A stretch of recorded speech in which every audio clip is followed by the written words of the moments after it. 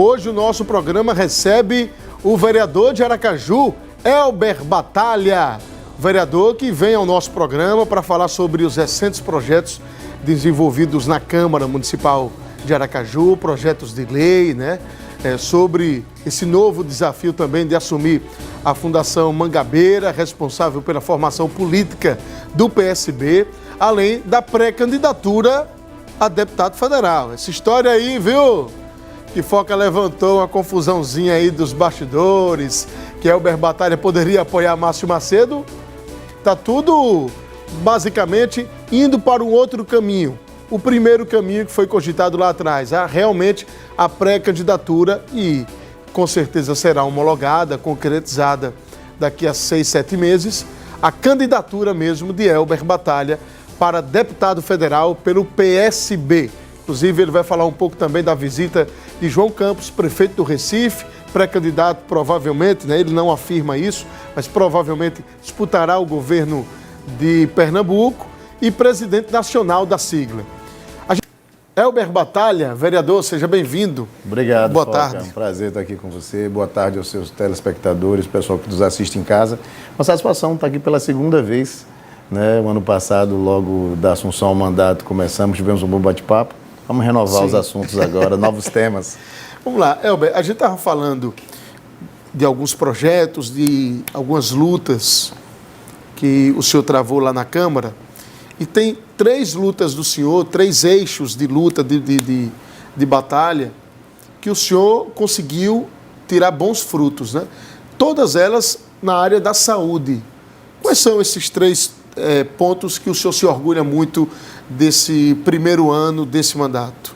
A gente se preocupa muito com a saúde, Foca, porque, sobretudo, a gestão pública municipal era muito carente nesse aspecto. Acho que um dos fatores que foram determinantes para a vitória da gestão Emília nas eleições foi porque, no final da gestão Edivaldo Nogueira, a saúde ficou muito precária. Faltava medicamento em posto de saúde, acesso a exames, a fila ficou imensa e as pessoas sentiram isso. E na campanha eu percebi isso. E algumas bandeiras foram significativas, algumas questões que eu descobri, não existia biópsia de câncer de próstata para os pacientes homens acometidos desse tipo de câncer. Nós conseguimos, num convênio com o Hospital São José, aportando emendas, que esse tipo de tratamento voltasse não, nunca tinha existido na história. Eu fui alertado por Dr. Hilton, que é diretor do Hospital Cirurgia, de que nunca houve antes biópsia de câncer de próstata aqui em Sergipe. Então, hoje a biópsia, ela existe no Hospital São José. E é gratuita para os pacientes do SUS, através desse projeto e do aporte das emendas que nós fizemos. E aqui eu quero de público agradecer a gestão passada no final da saúde do Vitor, que foi o substituto da Vanisca, e da doutora Débora agora, que também não fez diferença de ser um projeto que vinha da gestão ou de ser encampado pelo líder da oposição e que implementou. Outro projeto também que nós galgamos muito sucesso foi a distribuição do sensor de glicemia, aquele sensorzinho que coloca no braço de quem é diabético, para as crianças até 14 anos, crianças e adolescentes até 14 anos, da Rede SUS com diabetes mellitus 1. É uma doença muito grave que em alguns casos pode chegar, sobretudo na fase do sono, a levar essas crianças a óbito. Os pais e mães ficavam sem dormir ali, tensos, uma possível convulsão, uma queda ou subida da glicemia durante o período da noite. Já passei por um episódio parecido, semelhante na minha família, né? Uma situação complicada. Agora, como seria essa medição? E esse equipamento, ele é acoplado ao bracinho da criança e ligado ao celular do pai ou da mãe. E aí você pode perguntar, e o pai e a mãe que não tem o celular? Nós verificamos isso também, o projeto englobou tipo um pagerzinho, para quem não sabe o que é pager, tipo aquele bip antigo, que o pai e a mãe que não tiver um celular tipo smartphone, recebe esse pagerzinho e a qualquer subida ou queda da glicemia de forma abrupta, dispara-se um alarme para que o pai ou a mãe acorde ou tome aquela providência de imediato. E acho que um grande projeto também que tem fins de aprovação é o projeto Remédio em Casa, que para os pacientes que têm doenças crônicas, que precisam receber esse medicamento e que têm dificuldade de locomoção. Algumas doenças geram comorbidades e as pessoas começam a ter dificuldade de deslocamento.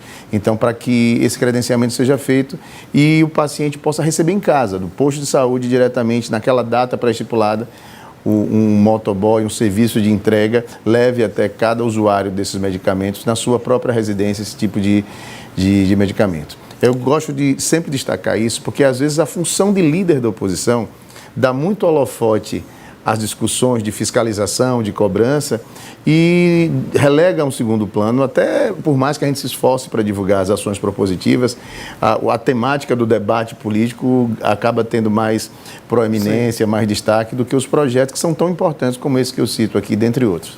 Então, 3 projetos na área da saúde, e é evidente essa luta do senhor para justamente implantar o medicamento, né? O remédio em casa. O remédio em casa, o medicamento em casa, enfim, é fundamental. Agora, o vereador, na sua avaliação, o senhor fez uma crítica aí no início da sua fala da gestão de Edivaldo Nogueira e o trabalho ali de Vanesca, depois com o Vitor. O que foi que mudou? O senhor é líder da oposição. Ou o senhor faz alguma ponderação positiva nessa gestão de Débora, uma ponderação negativa? Qual a sua observação desse trabalho da atual Secretaria de Saúde de Aracaju? Eu vejo na secretária Débora uma grande vontade de acertar. É bem verdade que, ao mesmo tempo que eu elogio essas iniciativas, ainda existem mazelas que afetam a população na periferia. Não se conseguiu ainda regularizar de forma plena a entrega dos medicamentos nos postos de saúde. As filas dos exames ainda são muito altas, muito grandes, mas há um foco objetivo de tentar crescer. E o fato de ser líder da oposição não diminui em nada de reconhecer em áreas que a pasta, que o governo possa acertar. E eu acho que esse é um caminho que tem se tentado acertar, ainda com deficiências, mas eu visualizo que somente o abraçar de projetos indiscriminadamente de quem veio a ideia já é uma sinalização bem significativa. Eu coloquei aqui na TV, nas minhas redes sociais e também no rádio, vereador, que o senhor poderia apoiar, o senhor Valadares Filho, Eliane Aquino, que vocês poderiam apoiar Márcio Macedo nessa candidatura a deputado federal. O senhor tem uma pré-candidatura. Eu acho que dos 3 nomes, o único que está nessa empreitada de pré-candidatura é o senhor, né? Sim. Márcio se aproximando do governador, o PT se aproximando do governador Fábio Mitidieri. Não levanta essa possibilidade de apoiar Márcio Macedo ou realmente o senhor vai até o final mesmo com a sua pré-candidatura a deputado federal e, evidentemente, com a homologação da candidatura pós-convenção? Minha pré-candidatura, nesse momento, a candidata a deputado federal e que vai se consolidar na época das convenções em candidatura, é um projeto colocado e que vai se efetivar. Tenho muito carinho por Márcio Macedo, tinha o compromisso com ele de votar nele e apoiá-lo para senador, porque era o projeto que ele tinha até bem pouco tempo. Ele dizia, e não disse só a mim, disse a várias pessoas, que ele era candidato a senador e somente a senador. Se não fosse a senador, não seria candidato a nada mais. E com isso nós começamos a construir nossa candidatura também, e porque eu tenho um compromisso com o PSB, Foca. Eu sou o mais antigo filiado do PSB em Sergipe. Eu sou filiado do PSB desde 1996. Assumi agora a Fundação João Mangabeira em Sergipe, que é a fundação de formação política, de renovação. Criamos quadros, de criação de quadros, de formação de uma juventude com uma visão política mais ampla, mais social, sem radicalismos de extrema e de direita, mas sem perder o foco de que somos um partido de centro-esquerda, com visão voltada para o social. Outros amigos vão ajudar muito, o Anderson Defon, que está aqui, Max Prejuízo, Aleph e tantos outros que vão se somar nesse processo. E aí, nesse momento, a nossa candidatura é um projeto viável e eu tenho esse compromisso com o PSB, sem perder de nenhum momento o carinho, a gratidão que tenho por Márcio. E a política é muito dinâmica. No futuro teremos outras eleições que com certeza poderemos caminhar juntos e eu apoiá-lo e ele me apoiar também, porque é alguém que goza da minha afeição, é um grande amigo flamenguista. Saudações rubro-negras para ele. Hoje tem Flamengo e Vasco. É verdade. Hoje a gente bota o Vasco no lugar dele. Agora, Elber, veja, essa situação de Márcio e também a continuação ou não dessa pré-candidatura sua a federal é algo superado. Então, o senhor não abre margem para uma desistência dessa candidatura a federal pelo PSB, é isso? Não, porque esse projeto já foi discutido, inclusive com o próprio governador Fábio Mitidieri. A minha candidatura foi sendo construída desde o ano passado em diálogos. O meu interesse eu comuniquei ao governador, ele sinalizou que é um entusiasta, que dentro das possibilidades vai contribuir com a minha campanha. E o partido está somado nisso. O PSB, pela primeira vez na história, o PSB tem a possibilidade real de eleger 2 deputados federais. Certo? E não foi outro motivo da vinda do João Campos a Sergipe, nessa última segunda-feira, foi para que ele visse em loco a realidade de como o partido está organizado, como o partido está preparado para ir para essa disputa. As imagens da visita dele na última segunda-feira. Segunda-feira, exatamente. O que significa essa visita dele?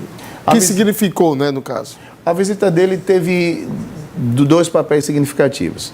A importância da renovação dos quadros políticos do PSB, por isso me foi dada essa missão de assumir a presidência da Fundação João Mangabeira. Desde já, eu já estou indo a Brasília no dia 31, para que a gente comece a discutir o primeiro curso de preparação. A nossa ideia é renovar os quadros do PSB.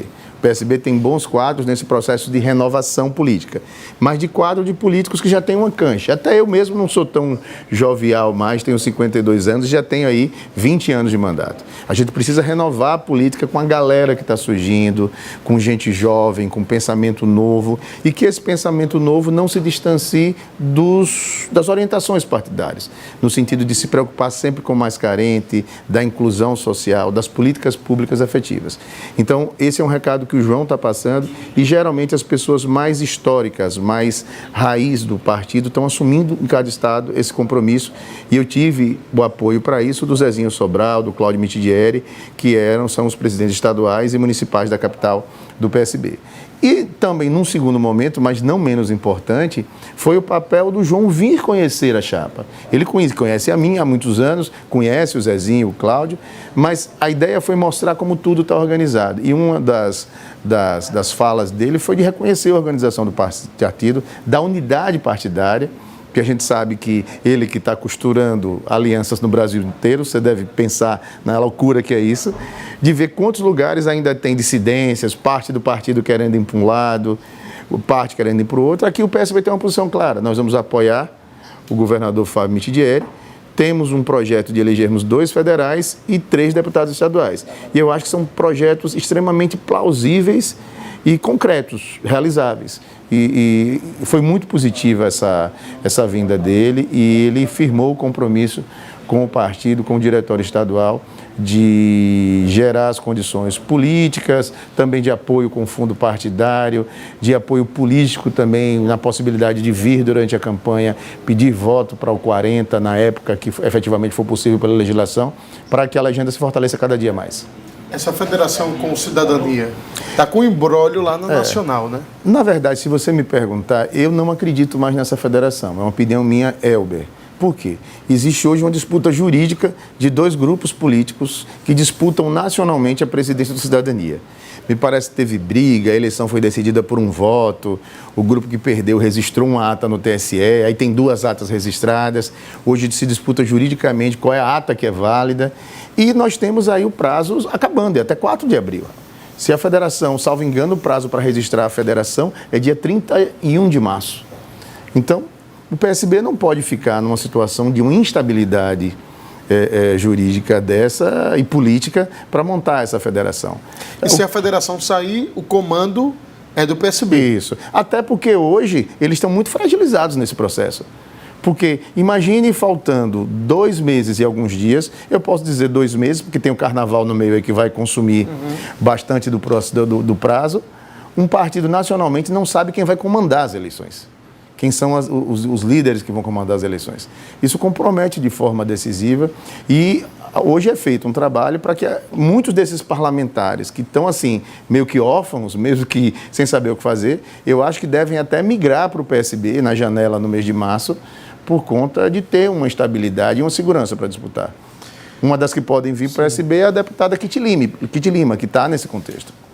Kitty é do Cidadania, mas muito provavelmente deve sair o partido. Nós já fizemos o convite publicamente a Kitty, ela já compareceu num ato de filiação de mulheres no iniciozinho de janeiro que nós fizemos. E quero dizer de público aqui que estamos de braços abertos para receber nossa querida deputada e ex-colega minha vereadora. O senador Alessandro convidou ela lá para o MDB. Inclusive, eu fiz uma pergunta para João Campos a respeito de uma possível movimentação que essa chapa de federal ela poderia ser migrada para o MDB, que o senador Alessandro estaria trabalhando nesse sentido, de convidar todos que serão candidatos a deputado federal pelo PSB para irem para o MDB. Veja, com todo respeito ao PSB, e aí é uma opinião minha, com todo respeito ao senhor tal, e ao partido, se a gente for comparar o grau de poder, não de importância política, mas o grau de poder em Brasília, o MDB de Ulisses Guimarães, o MDB que tem uma bancada muito forte na Câmara, no Senado, e tem 3 ministérios, por exemplo, é um partido muito mais robusto para realmente o camarada dizer assim, olha, eu sou deputado federal do MDB. As portas em Brasília se abrem mais. Há essa facilidade. Isso em conversa com várias pessoas. Não estou dizendo que as portas não se abrem para um deputado do PSB, mas que facilitam mais os caminhos para um deputado federal do MDB. E esse seria o argumento. Por exemplo, o Anderson José das Canas. O senhor é uma figura histórica. O senhor prefere ser chamado de figura histórica do PSB ou da velha guarda? O PSB é melhor. Não, figura histórica, então. Sim. Da velha guarda, Anderson José das Canas tem uma identificação com o MDB. E é pré-candidato a deputado federal pelo PSB. Então, a mesma ligação que o senhor tem com o partido, ele tem com o MDB lá na região de Frei Paulo e Itabaiana. Então, seria positivo para ele, eleitoralmente, ir para o MDB.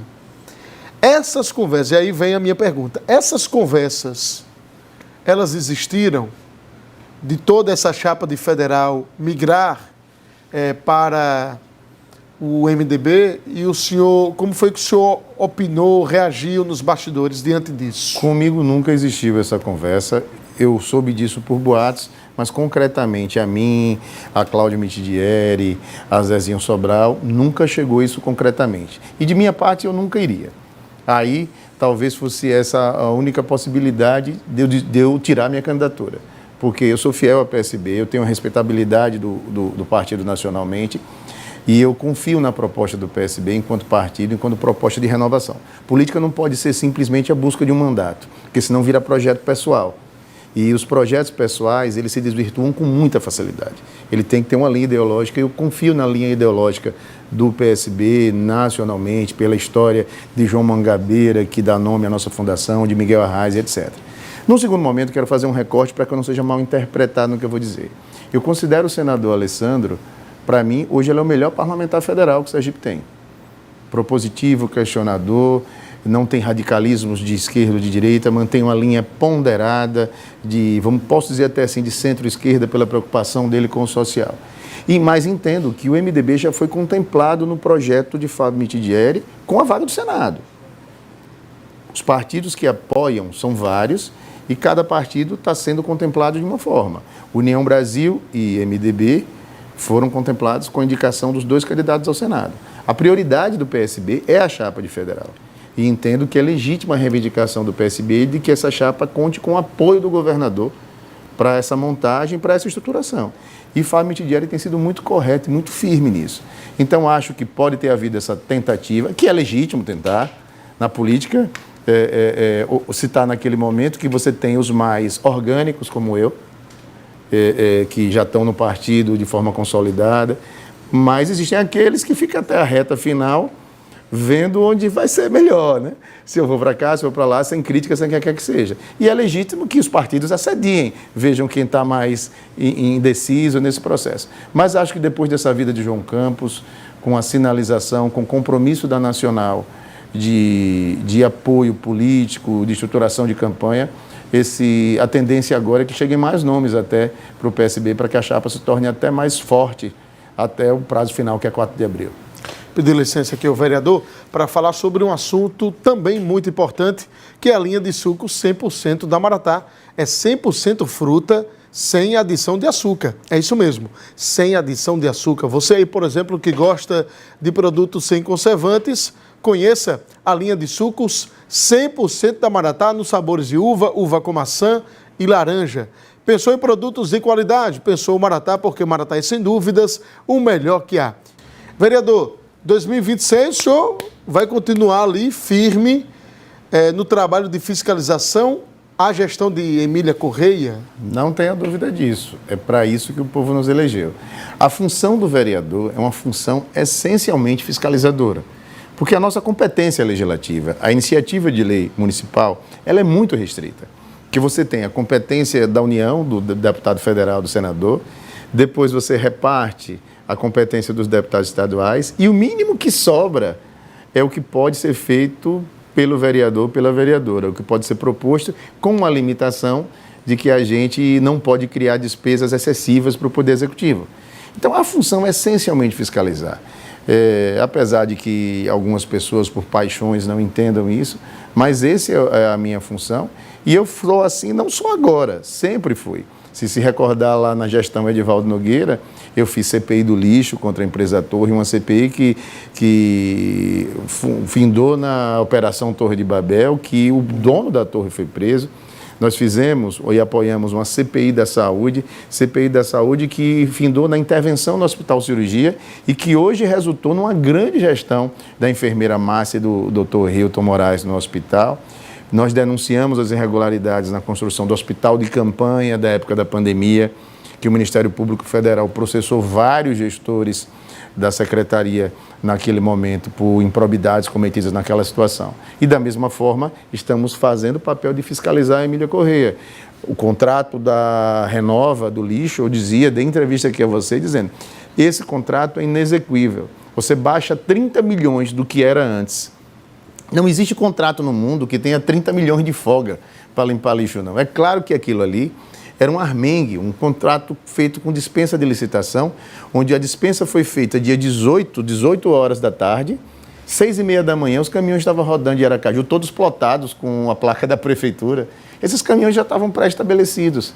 Da mesma forma, nós não podemos deixar de denunciar o superfaturamento dos carros-pipas, que a Prefeitura de Aracaju paga 513 mil por mês de carro-pipa, é mais de R$500 mil por carro-pipa. Carro-pipa é água de poço, um motorista e um rapaz para direcionar a mangueira para molhar os canteiros, para aguar as plantas da cidade.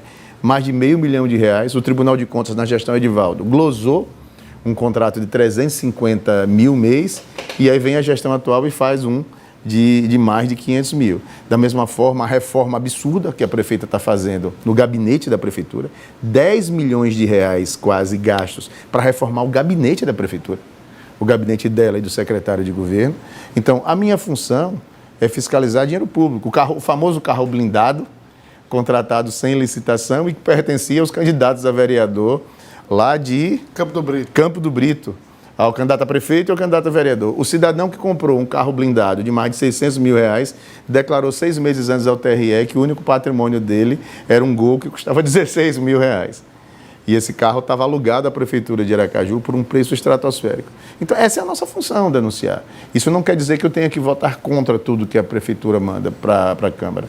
O senhor se decepcionou? Porque, veja, o senhor é defensor público, o senhor é defensor público, Emília também. Vocês estavam juntos na Câmara de Vereadores, sim, vocês tinham uma ligação pessoal, política, o senhor, inclusive, foi padrinho de casamento dela, sim, enfim. O senhor se decepcionou com a prefeita Emília Correia? Você fez uma pergunta muito boa, porque eu não recorto as pessoas. Eu não tenho que desconstruir Emília como pessoa por ela hoje ser minha adversária política. Ela tem meu respeito enquanto pessoa, enquanto mulher, por isso as minhas críticas são extremamente técnicas e fundadas nos equívocos que a gestão comete. Mas, ao meu ver, o grande erro dela foi ter entregue a gestão ao Grupo Amorim. Eu já disse e repito, 70% da gestão é comandada pelo Grupo Amorim. Secretaria de Saúde, apesar das boas vontades de Débora, mas o entorno é todo de Amorim. Secretaria de Educação é irmã de Amorim. O secretário de Obras, o presidente da Emurb é dele. A Insurb, originariamente, era ainda assessora de Emília, mas hoje é muito ligada a Amorim. E se você for fazer uma conta aí, tem muita gente. Eu posso dizer que o secretário, que não é essencialmente ligado a Amorim, é o irmão de Emília, o secretário de Cultura, nosso querido Paulo Corrêa. Paulo Corrêa. É a secretaria. E o Itamar. Itamar, porque na verdade a Secretaria de Governo é um braço do gabinete, né? Sim. É um braço do gabinete.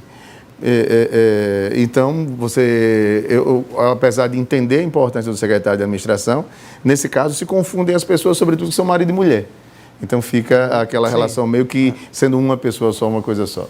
E eu acho que quando você delega demais nesse sentido, você pode dizer qualquer equívoco, mas os grandes gestores, os grandes políticos que geriram Aracaju, Sergipe, eles tinham uma coisa: eles sabiam tudo o que acontecia em todo lugar, monitoravam, tinham pessoas e tudo mais. Eu sinto a gestão solta. Você acha que Emília não sabe o que acontece nas repartições, nas secretarias? Eu não acho, não. Eu tenho certeza que muita coisa ela não sabe.